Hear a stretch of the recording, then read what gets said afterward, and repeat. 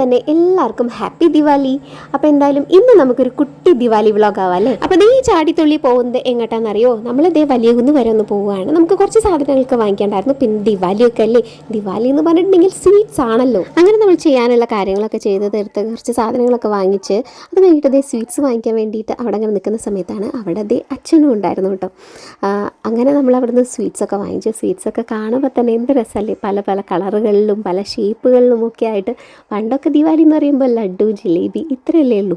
ഇപ്പോൾ എന്തൊക്കെ തരം സ്വീറ്റ്സ് ആണല്ലേ. അങ്ങനെ നമ്മളിത് തിരിച്ച് വീട്ടിലേക്ക് വേഗം പോകുന്നുകൊണ്ടിരിക്കുകയാണ് കേട്ടോ. കാരണം സ്വീറ്റ്സ് ഓർഡർ ചെയ്തിട്ടുള്ള ആൾ വീട്ടിലിരിക്കുകയാണല്ലോ. നമ്മുടെ നാട്ടിൽ അങ്ങനെ അധികം ദീപാവലി ആഘോഷങ്ങളൊന്നും ഇല്ലെങ്കിൽ കൂടി നമ്മൾ ചെറിയ രീതിയിലൊക്കെ ആഘോഷിക്കാറുണ്ട്. അത് നാട്ടിലാണെങ്കിലും അതെ, വീട്ടിലാണെങ്കിലും അതെ. പക്ഷെ ഇപ്രാവശ്യം അതെല്ലാം കുറവായിരുന്നു കേട്ടോ. ഒന്നാമത് തുലാവർഷം തുടങ്ങിയ കാരണം കൊണ്ട് തന്നെ സന്ധ്യ ആകുമ്പോഴേക്കും നല്ല പോലെ ഇടിയും മഴയും ഒക്കെ തന്നെ ആയിരിക്കും. അപ്പോൾ അതുകൊണ്ടൊക്കെ തന്നെ ആയിരിക്കും. മൃദുവാണെങ്കിലും സ്വീറ്റ്സ് കിട്ടിയിട്ടുള്ള സന്തോഷത്തിലാണ് കേട്ടോ. ഇനി അച്ഛൻ്റെ വക വേറെ വാങ്ങിച്ചിട്ടുണ്ട്. പിന്നെ ഇന്ന് അമ്മാമയും അമ്മായിയും ചേച്ചിയും ഉണ്ണേട്ടനും ഒക്കെ വന്നിരുന്നു. അവരൊക്കെ വരുമ്പോൾ വേറെയും കൊണ്ടുവന്നിട്ടായിരുന്നു. അങ്ങനെ മൊത്തത്തിലൊരു സ്വീറ്റ്സിൻ്റെ ദിവസം തന്നെയായിരുന്നു ഇന്ന്. കുട്ടികൾക്കാണെങ്കിലും അതേ, വേറെ ഒന്നിനും സമയമൊന്നുമില്ല. പാറൂനാണ് വെച്ചെങ്കിൽ അസൈൻമെൻറ്റും സെമിനാറും റെക്കോർഡുകളായിട്ട് അതിൻ്റെ തിരക്കുകളിലെ ആയിപ്പോയി.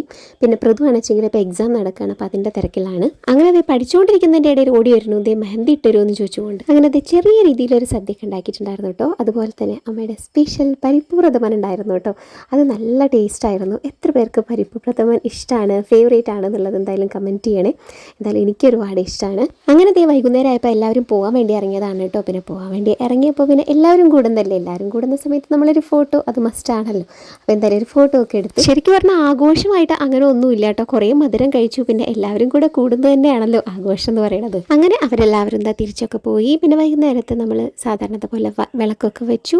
പിന്നെ ആ സമയത്ത് കുറച്ച് മഴയൊക്കെ ആയിരുന്നു. അപ്പോൾ അതുകൊണ്ട് തന്നെ വളരെ കുറച്ച് ചെരാതൊക്കെ ഒന്ന് വെച്ച് വിളക്കൊക്കെ കത്തിച്ച് അത്രയൊക്കെ തന്നെയുള്ളൂ.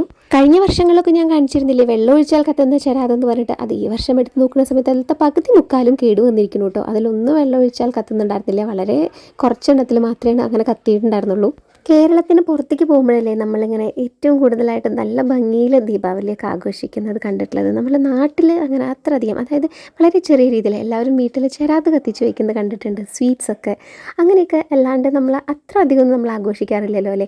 പിന്നെ ഈ പടക്കം പൊട്ടിക്കലും അങ്ങനത്തെ കാര്യങ്ങളും പൂത്തിരി ഇതൊക്കെ നമ്മൾ വിഷുവിനല്ലാണ്ട് നമ്മൾ വീട്ടിലങ്ങനെ സാധാരണ ചെയ്യാറില്ല കേട്ടോ. അപ്പോൾ എല്ലാവരും എങ്ങനെയൊക്കെയാണ് ആഘോഷിച്ചത്, നല്ല അടിപൊളിയായിട്ടൊക്കെ ആഘോഷിക്കുന്നവരുണ്ട്. പിന്നെ ഇങ്ങനെ ആഘോഷിച്ച് ഇതുപോലെയൊക്കെ ഫോട്ടോ എടുക്കണം ആഗ്രഹം ഉണ്ടെങ്കിലും തൽക്കാലം ഇപ്പോൾ ഇവിടെ നടക്കാത്ത കാര്യമായതുകൊണ്ട് തന്നെ തൽക്കാലം നമ്മളുടെ മനസ്സിൻ്റെ സന്തോഷത്തിന് ഇങ്ങനെയൊക്കെ അങ്ങോട്ട് ആക്കി വെച്ചിരിക്കുകയാണ് കേട്ടോ. മനസ്സിൻ്റെ സന്തോഷം അതാണല്ലോ വലുത്. ഇത് കാണുമ്പോൾ നല്ല സന്തോഷം തോന്നുന്നുണ്ട്. അപ്പോൾ എന്തായാലും ഒരിക്കൽ കൂടി എല്ലാവർക്കും ഹാപ്പി ദിവാലി.